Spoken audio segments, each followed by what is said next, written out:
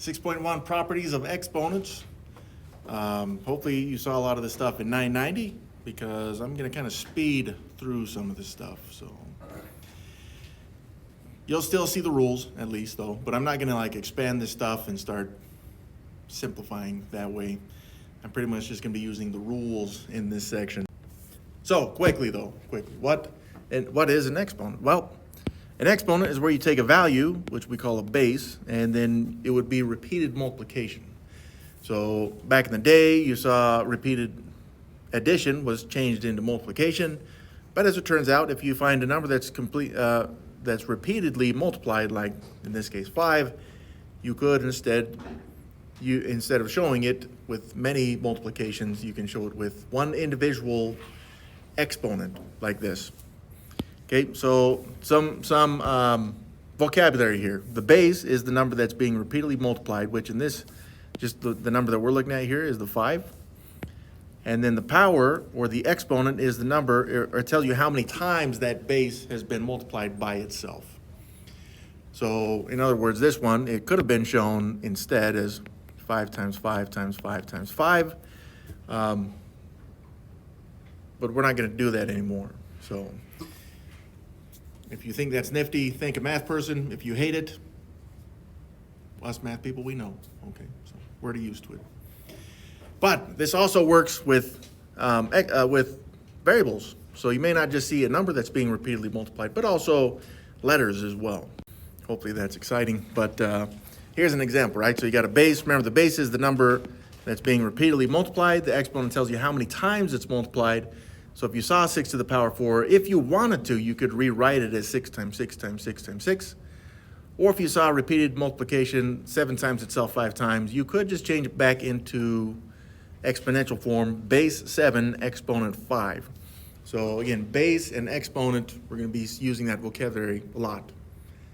Not only in this section, but in this entire unit.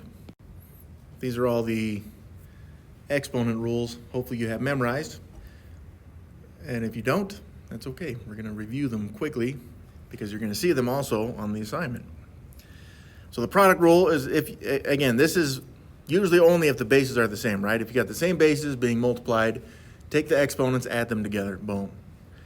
If you're dividing the same bases, take the exponents, subtract them. Numerator exponent minus denominator exponent. The power rule is if you got a base to some power and then you got parentheses to another power, just multiply the two exponents. I like this one. Any zero exponents, anything to the power of 0 is 1, always. So if you ever see an exponent of 0, you'd have to be careful with negatives, which we may see, but for the most part, any base to the power of 0 is always going to be 1. Again, there are reasons for that, but hopefully you saw those in 990. And then you can expand the power rule. So anything in parentheses, just like it's being shown over here, this is kind of like the power rule, but expanded, which is why it's called the expanded power rule. But everything on the inside of the parentheses, no matter if it's in the numerator or denominator, carries that exponent. So some people have referred to this as a form of distribution. So you distribute this n exponent to all of the bases. And the same would be true for this one just below it. So this m gets applied to the a and the b, and then you get a to the power of m, b to the power of m as well.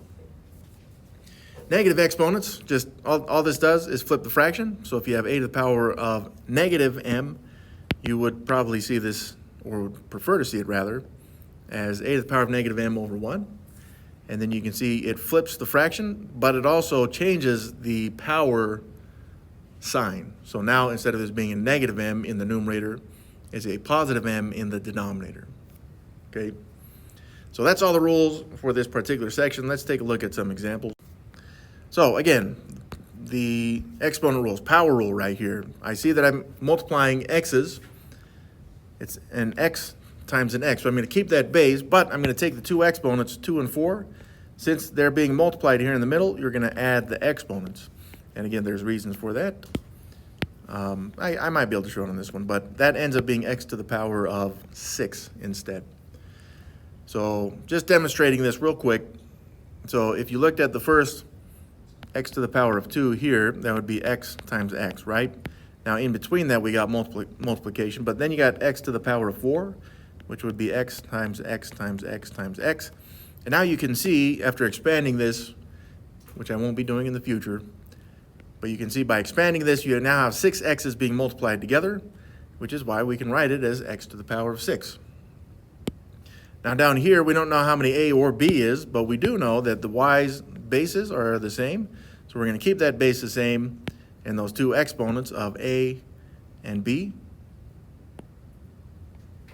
Since we're multiplying the bases, we can add the exponents on that one. That's really all this one wants to see right here. So you got those two answers, those two problems. If you're concerned about which rules you're using, as far as I remember, they're never actually going to quiz you on which rule is being used. Like this one's the quotient rule, but again, I also assume you don't care. Now we see, let's start with this one with the base a's. So I see I've got my base a's, that's good. But I'm going to take the numerator exponent of 9, and since we're dividing the two a's, we're going to subtract the exponents, and then the denominator exponent of 5. So it ends up being a to the power of 9 minus 5, which is a to the power of 4. That's that one. All right, now we got a base 6 on these ones. Again, I know it's a base 6 divided by base 6. I don't really care about the exponents right now, but I know I'm dealing with a base 6. Also, I'm dividing the bases, so I'm going to be subtracting the exponents.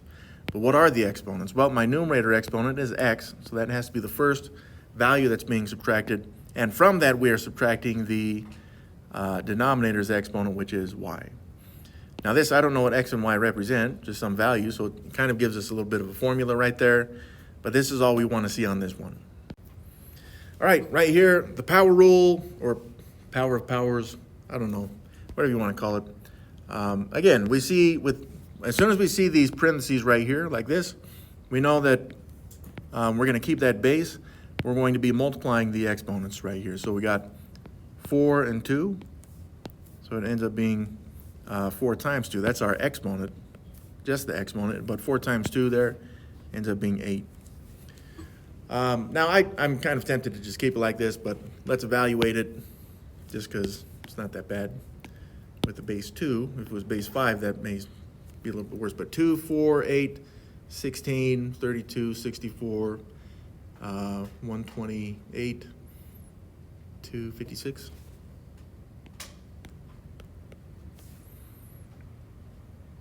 I should probably use a calculator to double check. So typing this into the calculator, since I can't evaluate this, I'm just double checking, right? So you type in 2, you want to type your base in first, and then the next button here is just one button to the left of 7 and then one up. It looks like a arrow. It's called a caret for some reason. And then you type in your exponent of 8 right there, and just push enter. Okay, so what do we get? 2 to the power of 8, oops. 2 to the power of 8, enter, 256. So it looks like we were good. It's possible it may accept the exponential form. If it does, it will have to tell you that it wants the exponential form on this type of problem. Otherwise, it will have to say, please evaluate. So this is the evaluation. This is the simplified form. Okay, so this next one, again, I see the parentheses there. So I'm expecting multiplication between the exponents. I keep the base the same, z, but my two exponents, I got an x and a w. And again, I can't evaluate that from here. I can't simplify it either because I don't know what those letters represent. Now we got the power of 0 or 0 power. It's not really 0 power, I guess. I don't know. It's a power of 0, right? Well, I see if anything to the power of 0, if I ever see anything to the power of 0, I get 1. So it doesn't matter, by the way, if that's a letter, like this next one, x to the power of 0, boom, still 1. What if x is a fraction? I don't care. It's something to the power of 0. Anything to the power of 0 is 1. Now this one, we got to be careful because now the base is 0, right? These first two right here, the exponents are 0, the bases are not. This one, the base is 0, which is very different. And you could, well, I guess I'll show some expansion here because it's easy. 0 times 0 times 0. Hopefully we know right now that that is 0. Yeah, you can, as many decimals as you'd like right there.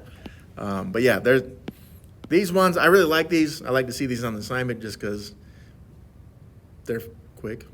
They're meant to be quick, so please make them quick. A quick note on power of 0. So sometimes what they'll do is they'll give you some kind of fraction looking garbage, and maybe they'll even show in some kind of binomial. Here's some power, and maybe throw in a fraction to the negative power. You know what I'm saying? Like they're going to make this look like garbage, but then they're going to give you a power of 0 right there. Boom, still equals 1. Doesn't matter what the garbage looks like inside, it still equals 1. Now we get to these types of rules. By the way, if I saw a problem like this, I would look on the inside of the parentheses just to see if it's possible to simplify any of those. But right here, just with the x and y, no, I can't simplify there. Same with this fraction. Again, I would look to the 3 and 2 to see if I could simplify there. Or if I have like an x on the bottom, maybe I simplify there first. So we're almost looking at an order of operations situation here where you would look inside the parentheses. But if you can't simplify the inside of the parentheses, then just work with what you have. Okay, so let's start with this one. Okay, now the x and y here do have exponents, and this is where a lot of students make mistakes because it's like, well, there is no exponent for those. There is, you just can't see it, which makes them phantom ones, right? Now, does it help you to show the phantom ones? I don't know. Hopefully it does, because that's what I'm doing right here, but not all students need that. So why did I do that? Is because I'm going to take my bases of x and y, and while right now we have exponents of 1, like I said a few slides ago there when we're looking at the rules, this 5 exponent gets distributed into the parenthesis exponents. Now when I say distribution, I'm talking about original distribution, which would have been multiplication, so it's just multiplication though of the exponents. So that's why I've got x to the power of 1 times 5 and y to the power of 1 times 5 as well, which then gives me x to the power of 5 times y to the power of 5. And again, that would be all for that one. And yeah, by the way, if you want to show that multiplication between, you're welcome to. It's just more work than I want to do as a math nerd. So if you're thinking, wow, this is pretty awesome stuff, it is. Or maybe you hate it still, I don't know. But we're going to be using these now, like on this one, we're just looking at each one individually, but we're going to start looking at these combined, so be aware. So again, I'm going to have the exponents of 3 and 2. I want to see those phantom ones there. I see the exponent of x is already 3, no problem, right? So this new fraction, again, I've got bases of 3 and x in my numerator, and then 2 in the denominator. Right now they have exponents of 1, 3, and 1. But this 3 exponent, now that I've put in purple, I'm distributing into the parentheses, right? Into all the exponents in the parentheses. And when we say distribution, we're talking about multiplication. So I've got to show multiply by 3 for all the exponents. So this should not change my bases for now, but it will change the exponent. So 3 to the power of 1 times 3 is 3. X to the power of 3 times 3 is 9. 2 to the power of 1 times 3 is 3. And yeah, we can, just in case we need to, we can evaluate that. 3 to the power of 3, again, just put that in the calculator, and you will get 27. 3 times 3 is 9, times another 3 is 27. 2 times 2 is 4, times another 2 is 8. And then we still have that x to the power of 9, which cannot be evaluated. So this one, it looks good.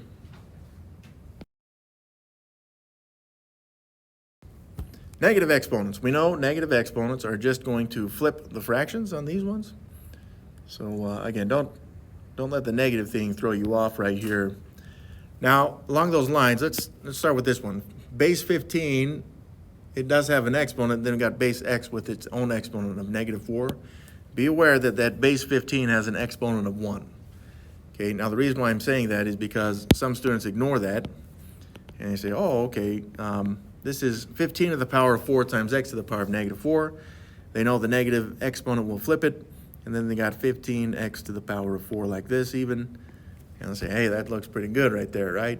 Well, the negative 4 right here is not applying to the 15. The 15 has its own exponent of a phantom 1. So please don't make that mistake, because it is a mistake. Now, if you make it right now while we're practicing, that's not really bad. But what does this mean? Well, it means that we kind of look at these as separate factors right here, right? We got 15 to the power of 1 and x to the power of negative 4. So I would look at that x to the power of negative 4 as x to the power of negative 4 over 1, which then allows me to flip it, right? So now that would become 1 over x to the power of, having flipped it, it becomes positive 4. And then I got that 15 to the power of 1, right? Now, even though those are offset, I really don't need that 1. I can make it a phantom 1. Same with the exponent now. And if I were to just kind of condense this, I would have 15 over x to the power of 4, which is the same thing I have right to the left, immediately to the left there. It just looks better, I guess. There it is. So again, this negative 4 exponent here does not apply to the 15. Do not flip the 15. The 15 has a positive exponent, so it will stay in what would be a numerator. The 15, by the way, is in a numerator. Just make it over 1 if you want. All right. Now, this next one, we're going to work a little different, okay, because I got my parentheses. I've got 2 values in the parentheses, and then I've got my negative 2 exponent there, which is fine. So some students may flip the fraction right now, which is what I am not going to do. What I'm going to do is stick with the rules that we just saw. I do want to see that exponent of 3 is 1. And then I take my negative 2 exponent and then apply it to both exponents on the inside of that fraction. Okay, so here's what it gives me. My bases are not going to change yet. But I would then have 4 times negative 2, which would give me an exponent of a, which is negative 8. And then my denominator 3, exponent 1 times negative 2, which would be a new exponent of negative 2.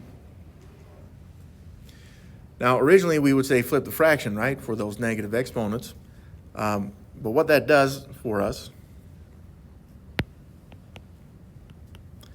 is it's going to take the bases and then flip them. Okay, but by flipping these, now the exponents become positive. So now it's 3 to the power of 2 over a to the power of 8. Again, positive 2 exponent, positive 8 exponent. In 990, it's possible you did these one at a time, which is okay.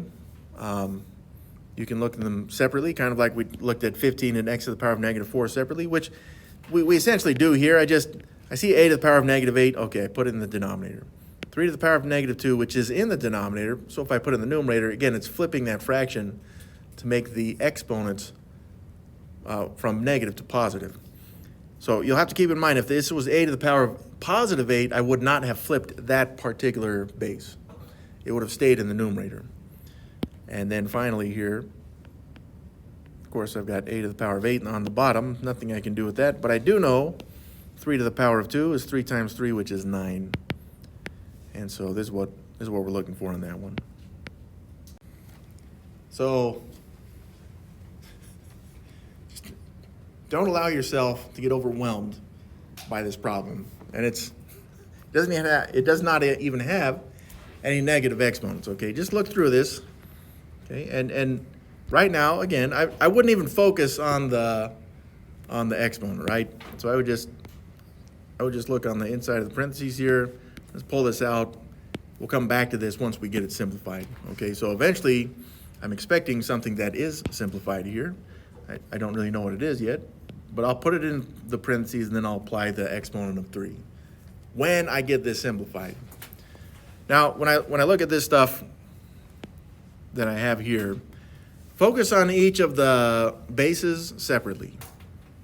So what I mean by that is look at your numbers. You got 17 and 2. Look at those separately. Then look at your x's, and then look at your y's, and then even the a to the power of 0. Instinctively, for me, I want to make that a 1 right now, but I'm going to wait.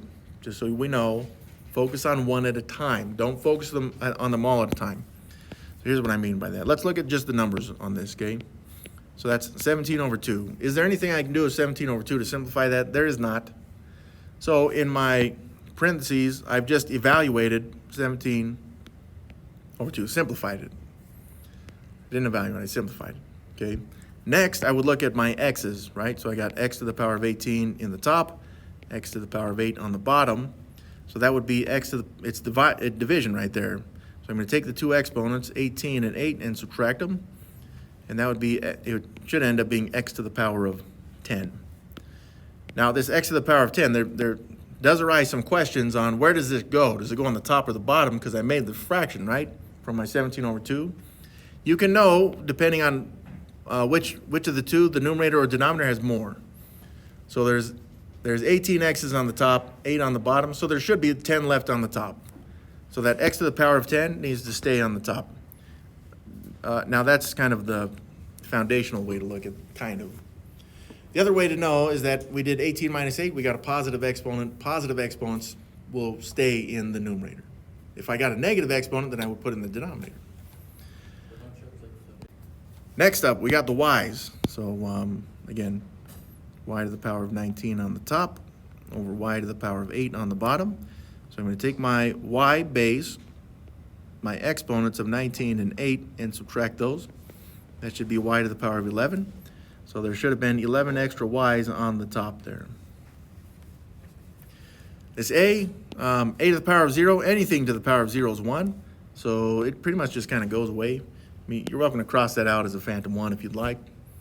I don't really need to show that 1 there because anything times 1 is itself, so let's get rid of that garbage. And that simplifies everything on the inside of that set of parentheses, okay? So now that I have that, let's take this stuff and just kind of, again, just condense it, give ourselves a little bit of extra space there. But it's still to the power of 3, okay? So after all that simplification, I'm now left with only just a 2 on the bottom. That's still not a problem.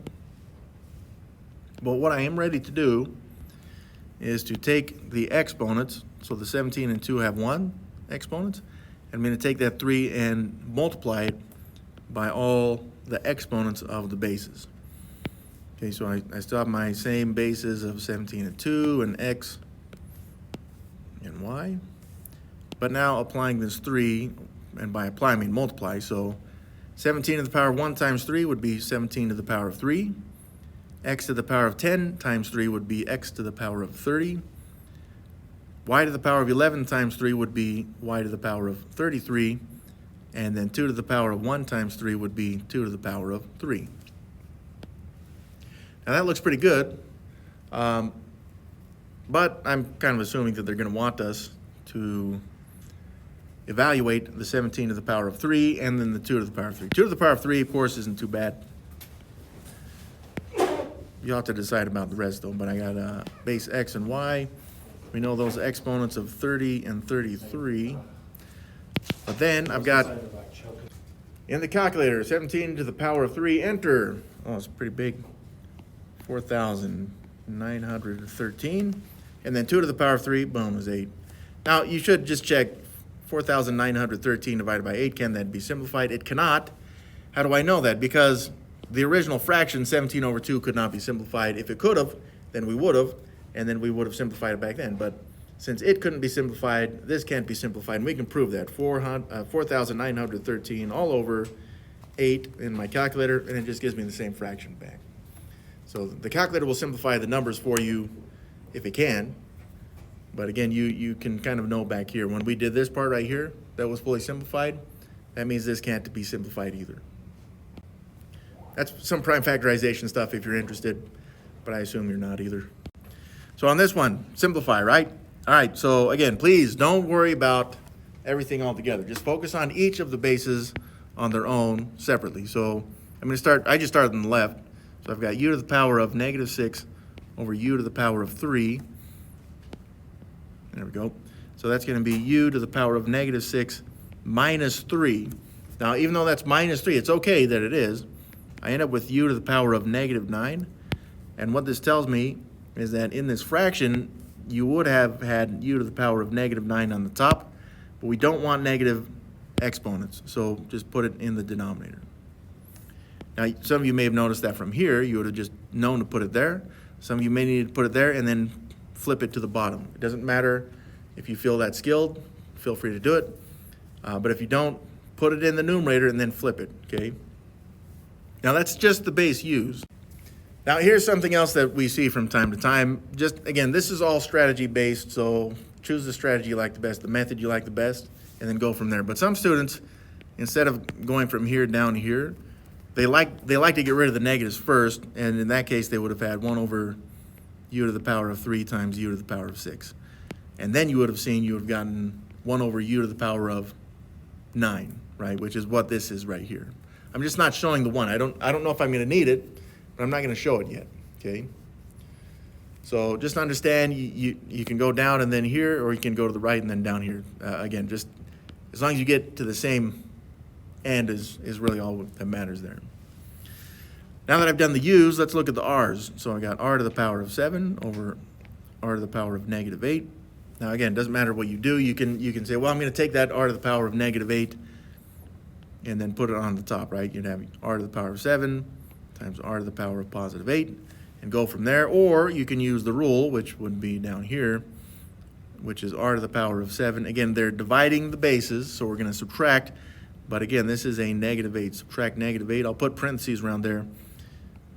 Whichever method you use, you need to get r to the power of positive 15.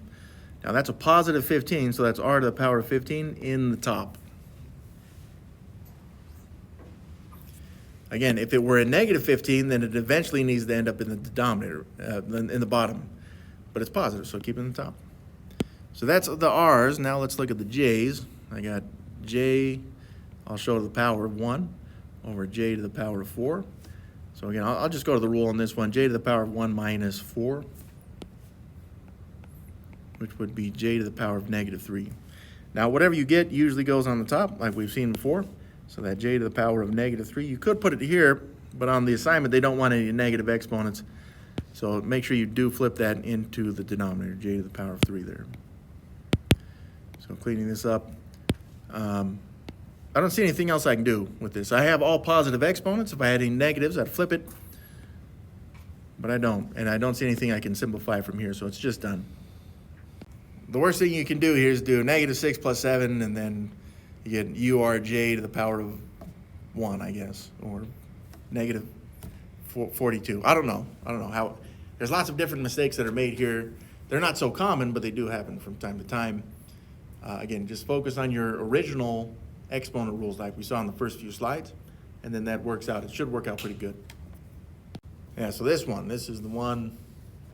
Now again, altogether it looks like garbage, specifically because first you got fractions in you got two separate fractions in parentheses, and then you got some negative exponents, which most fractions by themselves have destroyed lives. But negatives also have destroyed many lives. So negatives and fractions, it's like, holy crap, we don't even have a chance. We do. You just got to focus on one of these at a time. So, yeah, the question comes up. What is the operation between these two parentheses? You can't see it. It's the only operation that can't be seen, and that would be multiplication. If you ever do not see an operation, it's multiplication. Just like there's multiplication between the 2 and the x to the power of 3, you can't see it, which means it has to be multiplication. If it's ever subtraction, addition, or division, it has to be shown, has to be. Now, along those lines, well, remember to split this up into separate problems, right? So here's what I mean by that. Let's get rid of that multiply because it's gonna. So here's what I'm talking about, right? Let's take this, the first set of parentheses, and just see, can we simplify this? Now, I'm talking about right now also ignoring the 4. Okay, so just ignore that exponent of 4. Can I simplify anything on the inside? I don't see that I can, right? The 2 and 5, I can't simplify those. There's no other x's to simplify the x to the power of 3. There's no other y's to simplify the y to the power of 7. So it just kind of stays there. But now that I have that, I know that let's actually focus on the 4. And then this will give me a new fraction that I'm going to put right here. Okay, so again, evaluate it separately. Don't worry about that second fraction to the power of negative 1. Don't worry about it. We'll get there. I'm not saying don't do it. We'll do it. We just got to wait. Now with this, though, I'm doing this in a specific order. You don't have to do it in this specific order. There's actually many different things students would do. In fact, some students with enough experience would be like, I can get rid of this negative 1 by simply flipping this fraction right here, and then they can work from there. That's fine. If you feel like you're comfortable doing that, do it. So I'm taking a specific route. You do not have to take this specific route to get to the end result. The goal is to get the end result. That's what we want, right? So on this one, my exponents of 2 and 5 are 1s. And again, this fraction is simplified, so I know after I apply the 4, and by apply I mean multiply, I will have a simplified fraction still, okay? So from here, I've got the 4 times 1, that's 2 to the power of 4. And then I've got x to the power of 3 times 4, which is a new exponent of 12. Now that's my numerators, but it applies also to the denominator. So I've got 5 to the power of 1 times 4, which is 4. And then y to the power of 7 times 4, which is 28. Okay, so this is my, that's my first fraction. Okay, so I said I was going to put it there. Let's do it. Oh, you know what? Let's take that back. Let's evaluate that. So I do have my x to the power of 12. That's good. And I've got my y to the power of 28. That's good. But I also have 2 to the power of 4, which is 2, 4, 8, 16. And then 5 to the power of 4, 225. Thank you. I was only off by 4 hundredths. So, yeah, thank you. There we go. Make sure you use a calculator when you put that in, all right? Remember, it's the caret button. It's one button to the left of 7, one button up, for those of you that weren't here for that. Now, that's that. That's that. What I have here is just that first part, right? Let's take the second part here. Drop it down. And once again, let's just focus. Let's not worry about that -1 exponent. We'll come back to it, just not right now, right? So again, we look on the inside there. Is there anything we can do on the inside of this parentheses? Well, I see some stuff. Now again, is this the same stuff that you would do? I don't know. That's something you have to decide, but I do see that 2 to the power of 3, 2 times 2 is 4, times 2 is 8. So 2 to the power of 3 is 8. That's my 2 to the power of 3. Then I've also got my denominator, 5 to the power of 2. 5 times 5 is 25, right? So that's just evaluating those. I see the y to the power of 2 on the bottom. And again, the order that you do this may be different, but I'm looking at the y's just because I was looking at the 25. But y to the power of 2, nothing else I can do with that y.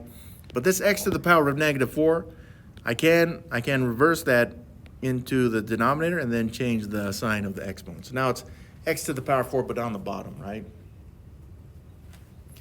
Okay, with that, now we can look at the exponent, which was -1. So, if you understand that this just flips the fraction, that's great.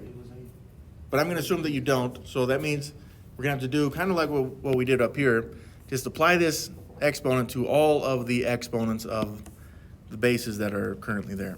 So I've got an 8 to the power of 1, which I need to see, and then 25 to the power of 1. Let's get that -1 multiplied by all the exponents. Okay, so this will produce a new fraction, and that's going to be 8 to the power of 1 times -1 is -1. 25 to the power of 1 times -1 is -1. X to the power of 4 times -1 is -4. And y to the power of 2 times -1 is -2. Now the problem here with this fraction that I have is that all of the exponents are negative, which means if they're in the denominator, they now need to be in the numerator. And if they're in the numerator, they now need to be in the denominator. So 8 to the power of -1 will be 8 to the power of 1 in the denominator. I just don't really need that exponent now. 25 to the power of -1 moves to the numerator, which makes that exponent positive. Again, I don't really need a phantom 1 there. And then x to the power of -4 goes to the numerator, which makes it +4. And y to the power of y to the power of -2 becomes y to the power of +2 because, again, I flipped it, okay? So this fraction now is the second fraction that was being multiplied there. So multiplied by my orange fraction, I got 8 in the denominator, 25, x to the power of 4, y to the power of 2.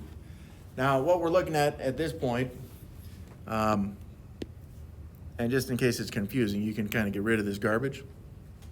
I want to see all the work, so I'm going to show it. But this is fraction multiplication, you guys. So look for anything that can be cross-simplified if it can. If it can't, then don't worry about it. But for example, what I'm looking at right now is the 25 and 625 are both divisible by 25, and that would be 625 divided by 25 is 25. 25 divided by 25 is 1. And then also the 16 and 8, they're both divisible by 8. 16 divided by 8 is 2. 8 divided by 8 is 1. And then in addition to that, well, let's just get that down for now, right? Let's focus on these one at a time. So in my numerator, just with the bases that are numbers, 2 times 1 in the numerator is 2. And in the denominator, 25 times 1 is 25. Now that's just the numbers. Now let's focus, let's look at the x's. Okay, so I got x to the power of 12 and then x to the power of 4. Both of these are in the numerator. So that means my new x base will have the power of 12 plus 4, which is 16. Okay, because again, those would be multiplied, those two x bases. And then I can look at my y bases. Now my y bases, I've got a y to the power of 2 in the numerator, and then I've got a y to the power of 28 in the denominator, right? So some students would just say these two cancel out 2 of these, so you end up with y to the power of 26 on the bottom. Let's show some work on that though. So here, yeah, this is good. That'd be y to the power of 2 minus 28, which would be y to the power of negative 26. Since it's a negative exponent, I'm going to put it in the bottom, in the denominator, but that would make the exponent positive there. So I suppose I am skipping a little bit of work there. Hopefully that's okay. But that's our final answer. Now again, this path that I took through all this stuff, you may have taken a different path. You may have chosen to apply different rules at different times. Again, none of that really matters as long as you get the same answer there.